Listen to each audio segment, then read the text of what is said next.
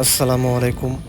আমাদের গাজীপুর জেলার অন্যতম সুন্দর একটি জায়গা বলা যায় এই জায়গাটিকে, যা আমাদের কাশিমপুর থানার সুরাবাড়ি গ্রামে, অর্থাৎ সুরাবাড়ি গ্রামের ডিবেল ফার্মা থেকে ধনজয়খালী যাওয়ার যে রাস্তা, সেটি মূলত এই রাস্তা। এই রাস্তাটি কিছু বছর আগে মূলত সংস্কার করা হয়েছে। এই রাস্তাটি আগে বলা যায় যে একেবারে চলাচলের অনুপযোগী ছিল এবং সুরাবাড়ি ডিবেল ফার্মার পেছন দিক থেকে, অর্থাৎ পূর্ব দিক থেকে যে রাস্তাটি চলে গেছে ধনজয়খালী গ্রামে, সেটি মূলত এই রাস্তা। যেহেতু এই রাস্তাটি কয়েক বছর আগে দুপাশ থেকে মাটি কেটে উঁচু করে এই রাস্তাটি তৈরি করা হয়েছে, যেন বর্ষাকালে পানিতে এই রাস্তাটি তলিয়ে না যায় এবং খুব সহজেই যেন দুই পাশের গ্রামের লোকজন যাতায়াত করতে পারে। তো এই রাস্তাটি বলা যায় যে ধনজয়খালী এবং সুরাবাড়ি গ্রামকে সংযুক্ত করেছে এবং এই রাস্তাটি অত্যন্ত চমৎকার এবং সুন্দর একটি রাস্তা বলা যায়। যেহেতু এই রাস্তাটি একেবারেই মাটির একটি রাস্তা, যা আবহমান বাংলার মেঠু পথ বলতে যে রাস্তাটিকে বোঝায়, এই রাস্তাটি বলা যায় যে তদ্রূপ একটি রাস্তা। তো এই দৃশ্যটি মূলত বিকালবেলার, চারদিকেই শান্ত স্নিগ্ধ একটি পরিবেশ, বলা যায় যে কিছুটা বাতাসও প্রবাহিত। তো এরকম চমৎকার একটা পরিবেশে আসলে যে কারো মন ভালো হয়ে যায়, এটাই স্বাভাবিক। প্রতিদিন এই জায়গাটিতে বিভিন্ন জায়গা থেকে বিভিন্ন লোকজন ঘুরতে আসে, তার পরিবার পরিজন নিয়েও মাঝে মধ্যে এখানে ঘুরতে আসে। বিশেষ করে ছুটির দিনগুলোতে এই জায়গাতে অনেকটা উপচে পড়া ভিড় থাকে। যেহেতু এখন ছুটির দিন নেই, স্বাভাবিক একটা দিন, তার জন্য লোকজন একটু কম দেখা যাচ্ছে। তো এই রাস্তাটি মূলত এখান থেকেই মূল অংশটিকে শুরু। তো এই রাস্তাটি নির্মাণ করার আগে বা সংস্কার করার পূর্বে, এই যখন রাস্তাটি আরও নিচু ছিল এবং সরু ছিল, তখন রাস্তার দুধারে বিভিন্ন গাছপালা ছিল। যেহেতু রাস্তাটি প্রশস্তকরণ করা হয়েছে এবং এই রাস্তাটি সংস্কারের কারণে অনেকগুলো গাছ আসলে কাটা হয়ে গেছে। তো দেখা গেছে যে বিভিন্ন জায়গায় এখন অনেকে গাছ রোপণ করেছে। তো এগুলো যখন বড় হবে, বলা যায় যে রাস্তা আরও সুন্দর হয়ে উঠবে, ছায়াযুক্ত একটি রাস্তা হবে। তো বর্ষাকালে এই চারপাশেই প্রচুর পরিমাণ পানি থাকে এবং বলা যায় যে যেদিকেই চোখ যায় শুধু পানি আর পানি। তো এখন বোরো মৌসুম, চারপাশে পানি শুকিয়ে গেছে এবং নতুন ধান আবাদের কারণে চারপাশটায় সবুজে আচ্ছাদিত হয়ে গেছে। এখন যেদিকেই চোখ পড়ে কেবল চারদিকে শুধু সবুজ আর সবুজ। তো এটা আবহমান বাংলার মানুষ যে আসলে কৃষির উপর নির্ভরশীল এবং কৃষি প্রধানে বাংলাদেশ, তা এমন দৃশ্য দেখলেই মনে পড়ে যায়। তবে বর্ষাকালে যখন চারদিকে পানি থাকে, তখন এই রাস্তাটি বলা যায় যে অন্যরকম একটা সৌন্দর্যে উপনীত হয়ে যায়। তখন আরও অন্যরকম সুন্দর লাগে দেখতে।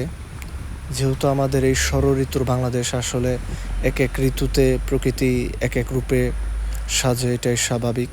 এক একটা ঋতুর এক এক রকম সৌন্দর্য, এক এক রকম আবেদন। তো এই বড় মৌসুমে চারপাশে প্রচুর ধানের আবাদ হয়, শুধু ধান ক্ষেত আর ধান ক্ষেত।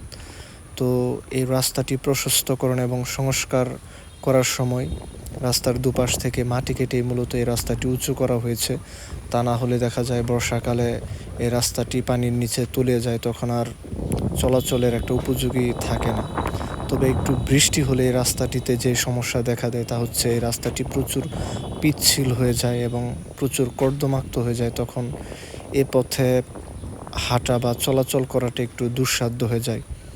তারপরেও বলা যায় যে এই রাস্তাটি সংস্কারের ফলে মানুষের অনেক উপকার হয়েছে এবং দুপাশের মানুষ দুপাশের গ্রামে খুব সহজে যাতায়াত করতে পারে। যখন এই রাস্তাটি ছিল না তখন বলা যায় যে একমাত্র ধনজয়খালী গ্রামে যোগাযোগের মাধ্যম ছিল দুঃখিত মহিশালবাড়ির খাল।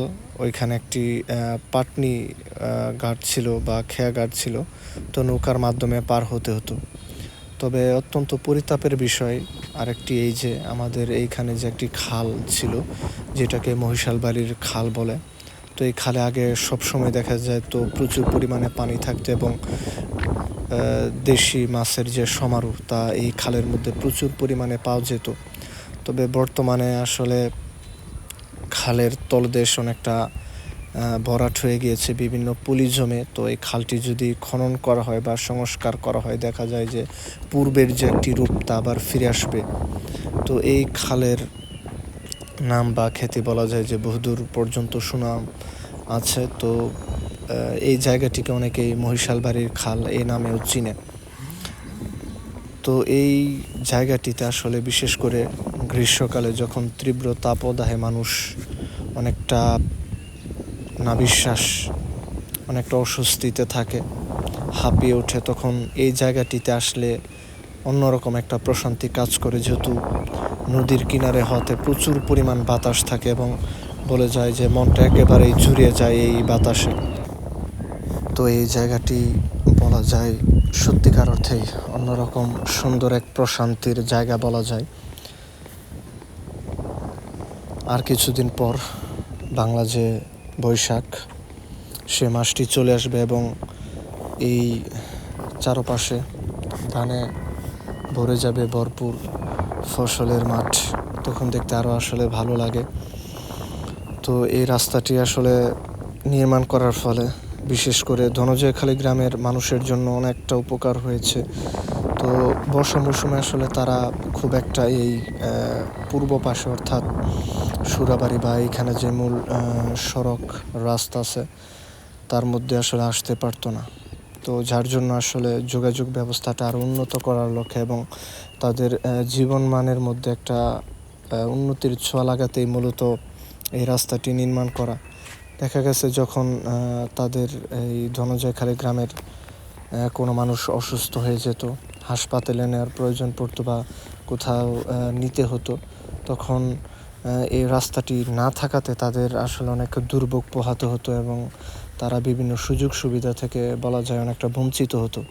তো এই রাস্তাটি নির্মাণ করার ফলে তা অনেকটাই কমে গিয়েছে এবং বলা যায় তারা খুব সহজেই খুব অল্প সময়ের মধ্যেই সুরাবাড়ি, সরুপাইতালি, বাগবাড়ি, মাদ্রাসা বাজার বা অন্যান্য জায়গাতে, এইদিকে নরসিংহপুর, বাংলা বাজার, ইউসুফ মার্কেট খুব সহজেই তারা যেতে পারে।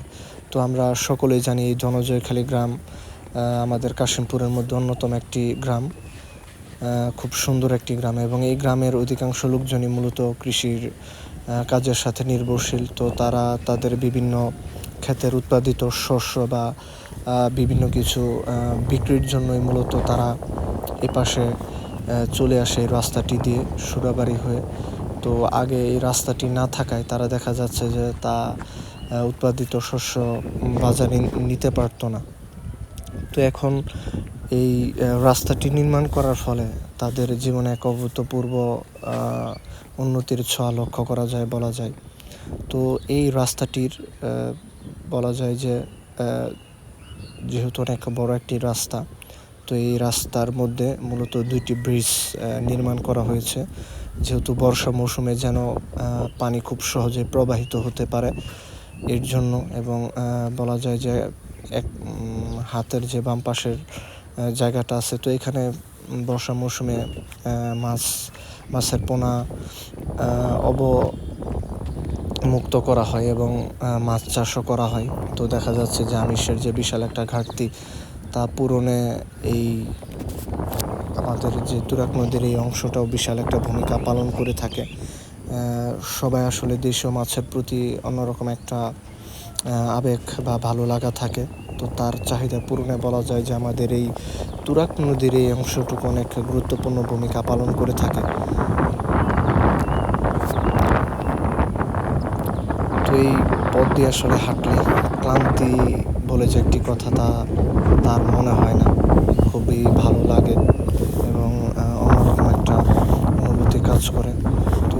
এখন চৈত্র মাসের আগ মুহূর্তে গাছের পাতাটা অনেকটা আসলে ঝরে গেছে, তো কিছুদিন পরে হয়তো গাছে নতুন পাতা গজাবে। তখন এই পথের যে একটু দূর দূর বিভিন্ন গাছ আছে তার যে পত্রপল্লব শাখা একদম সবুজে আচ্ছাদিত হয়ে যাবে, তখন দেখলে আসলে আরও বেশি পরিমাণ ভালো লাগবে। তো এই জায়গাটাতে বলা যায় যে রোজার সময় বিভিন্ন মানুষজন এখানে আসে ইফতার করতে প্রকৃতির মধ্যে। তাছাড়া বিভিন্ন সময় বিভিন্ন জায়গা থেকে মানুষ একটু প্রশান্তির জন্য এই রাস্তাতে আসে। আমাদের গাজীপুরের মধ্যে বলা যায় যে কাশিমপুর থানার এই রাস্তাটি বা এই জায়গাটি অত্যন্ত মনোরম এবং সুন্দর একটি জায়গা। মাঝে মধ্যে আসলে আমাদের এইরকম জায়গাতে আসা উচিত। এই শহরের নগরের যে ব্যস্ত কোলাহল তা থেকে একটু স্বস্তি পাওয়ার জন্য, তা থেকে একটু প্রশস্তির জন্য, নিজের মনকে রিফ্রেশ করার জন্য মাঝে মধ্যে এমন গ্রামের মধ্যে হারিয়ে যেতে সত্যিকার অর্থে খুব ভালো লাগে এবং ভালো লাগার মতো একটা জায়গা বলা যায়। অনেকেই হয়তো এই গ্রাম গ্রাম খোঁজে বা এরকম জায়গায় যাওয়ার জন্য উদগ্রীব থাকে, তবে খুব সহজেই আমাদের এই সুন্দর জায়গাটিতে আসা যায়।